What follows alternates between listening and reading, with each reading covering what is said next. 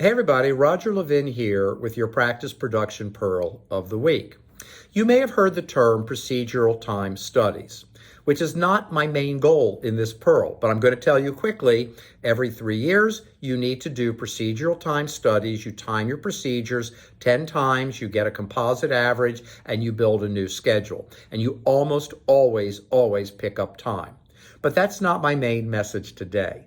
What is the first step of a procedural time study?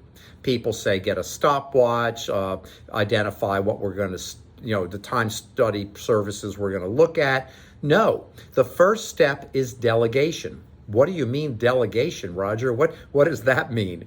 And the answer is, why do time studies if you haven't already taken the steps to maximize the amount of time, how quickly you can do procedures? And when I'm done with this, you're going to easily fit in 2 more patients a day and increase practice production.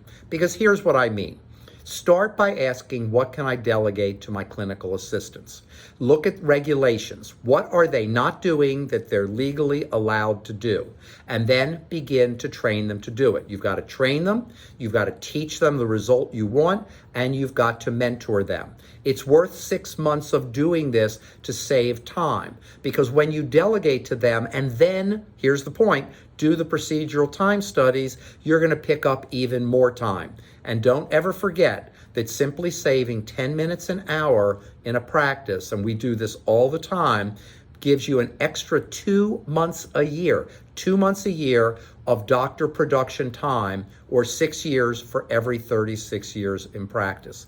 This can add significant production to your practice and shorten how long it takes to reach financial independence. And it can all be done without working any more hours and with much lower stress, because delegation creates efficiency. As always, I wish you increased practice production every year, and I'll see you next week.